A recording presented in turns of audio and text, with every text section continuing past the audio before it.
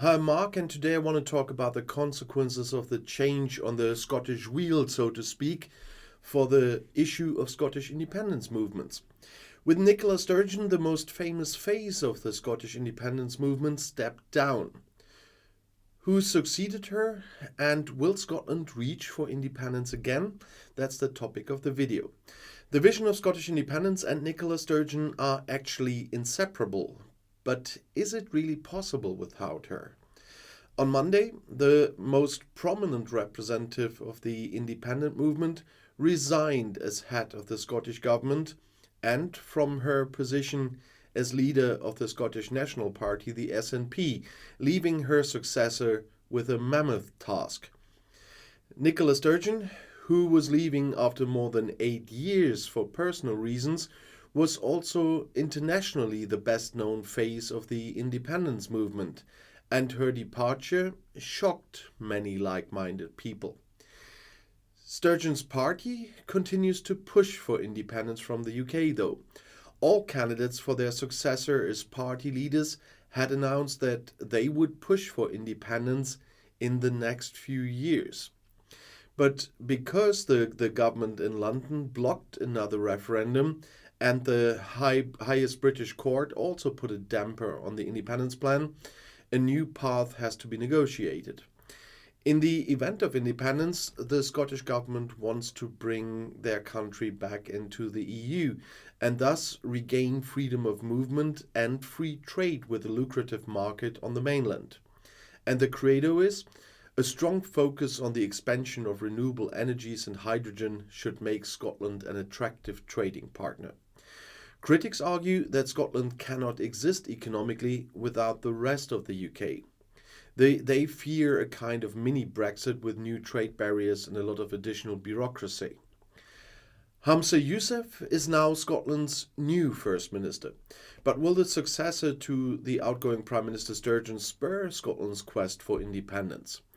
After, as I said, more than 8 years with Nicola Sturgeon as First Minister of the northernmost part of Britain, a Muslim has now held the post for the first time. After, as I said, Sturgeon resigned for personal reasons, Scotland are starting a new chapter with Yousaf. However, it's completely open whether this will lead to the independence from the United Kingdom that parts of the population long for. Can Yousaf bring the momentum to the movement that this movement desperately needs?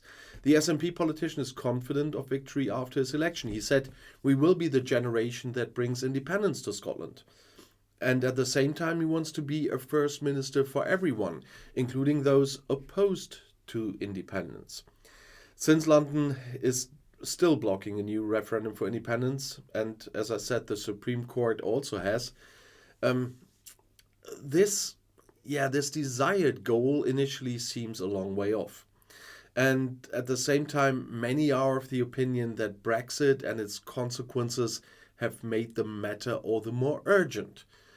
People in Scotland need independence more than ever, is what Yousaf said. The election of Yousaf as Scotland's first ethnic minority leader is also symbolic. The Scots define themselves as a society that values and needs immigration both economically and culturally, which is why many citizens reject the anti-migration cause propagated by London, and they are so right. For Yousaf, there are a lot of other construction sites beside the independence project as well. The state-financed health service NHS is in an ailing condition, for which he, as the previous health minister, is partly held responsible.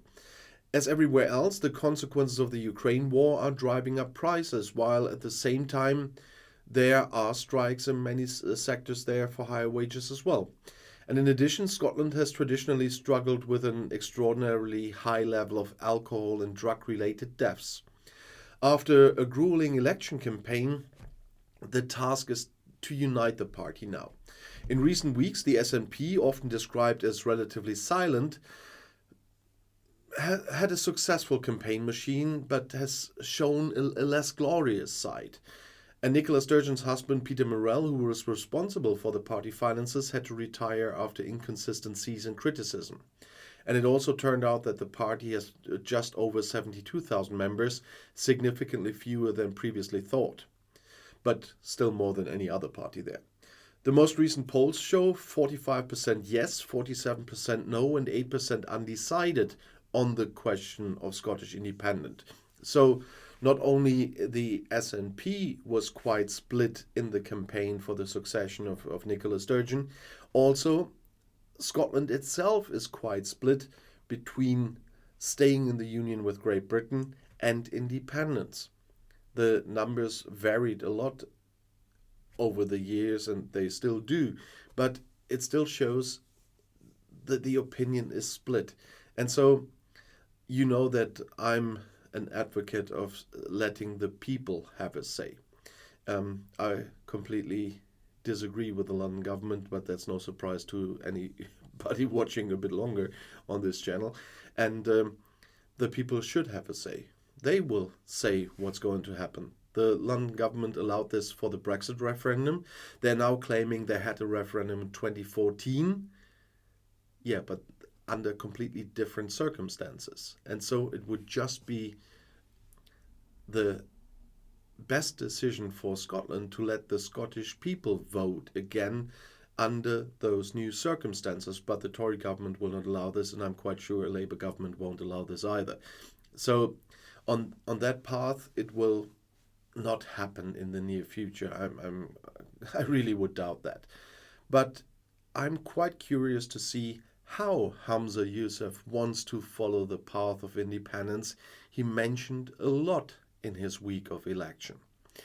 But we definitely will talk about this topic again, I'm absolutely sure. And I'll see you in my next video. I'll be back.